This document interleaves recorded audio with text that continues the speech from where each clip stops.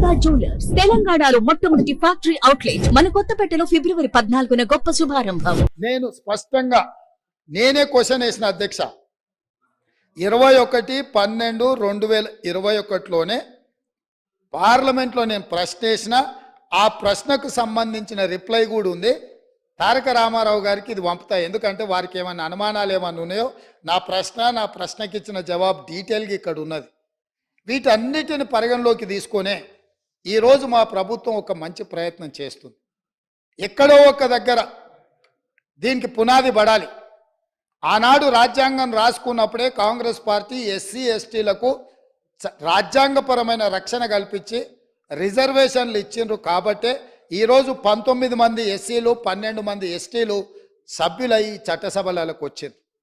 5 మంది 3 ఎంపీలు 3 ఎస్సీలు 2 ఎస్టీలు ఎంపీలై ఈ రాష్ట్రం నుంచి పార్లమెంట్లోకి వెళ్తున్నారు.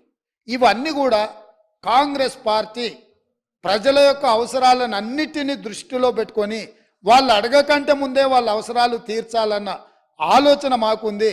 రాజేందర్ సచార్ కమిటీ వేయడం ద్వారా మైనారిటీ వర్గాలకు ఏ విధంగా మేము మద్దతు ఇవ్వాలనో ఆ విధంగా మద్దతు ఇవ్వడమే కాకుండా కాంగ్రెస్ పార్టీ అధికారంలో ఉన్నప్పుడు మైనారిటీలకు 4% రిజర్వేషన్ ఇచ్చి విద్యా ఉపాధి అవకాశాలలో వాళ్ళని ఆదుకోవడానికి ఉద్యోగ అవకాశాలలో మైనారిటీలకు 4% రిజర్వేషన్లు ఇచ్చిన చరిత్ర మాది.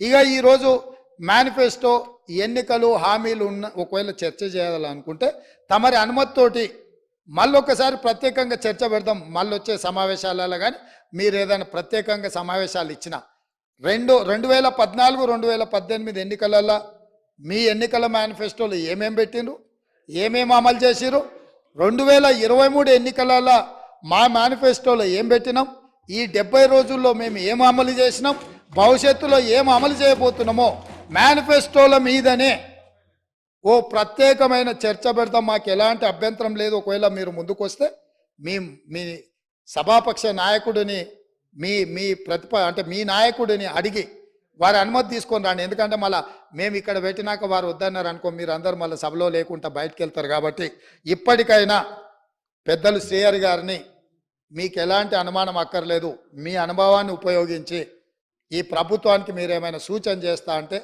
మిత్రుడు గంగుల కమలాకర్ గారు కూడా మొన్నటి వరకు మంత్రిగా ఉన్నారు. వారి అనుమానాలతో పాటు అనుమానాలను అడగడాన్ని మేము అభ్యంతరం పెడతలేము.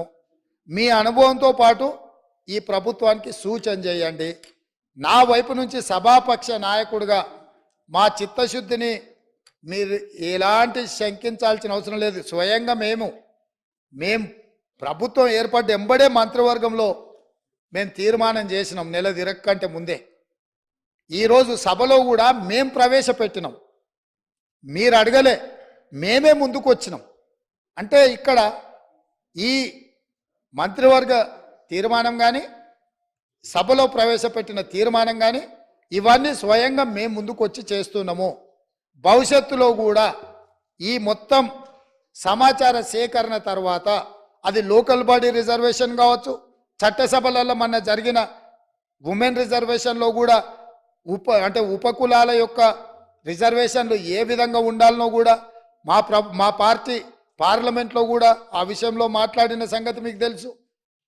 ఈరోజు ఇక్కడ మేం చెప్తున్నది విస్పష్టంగా ఈ తీర్మానము ప్రధానంగా బలహీన వర్గాలను బలోపేతం చేయడమే మా ఉద్దేశము. పాలితులుగా ఉన్న ఈ బలహీన వర్గాలను పాలకులుగా తయారు చేయడమే మా ముఖ్య ఉద్దేశము. వాళ్ళు ఎంతున్నారో వాళ్ళకంత నిధులు కేటాయించి వాళ్ళ ఆర్థిక ప్రయోజనాలను వాళ్ళని ఆర్థికంగా కూడా నిలబెట్టాలనేదే మా ప్రభుత్వం యొక్క ఉద్దేశము. కాబట్టి ఇంత మంచి తీర్మానం తీసుకొచ్చినప్పుడైనా మీరు ముందుకొచ్చి ఈ తీర్మానాన్ని స్వాగతం పలికి దీన్ని ముందుకు తీసుకెళ్లాల్సిందిగా ఏమైనా సూచనలు ఉంటే కూడా చేయండి. 1, 2, 3 ఇవి మా సూచనలు. ఇందులో మీరు ఈ సూచనల ప్రకారం చేస్తే ఇంకా వాళ్ళకి మేలు జరుగుతుంది అని మీరు చెప్తే తప్పకుండా ప్రభుత్వం వాటిని పరిశీలిస్తుంది, సహేతుకమైన సూచనల్ని పరిగణలోకి తీసుకుంటుందని తమరి ద్వారా వారికి అందరికీ నేను తెలియజేస్తున్నా అధ్యక్ష.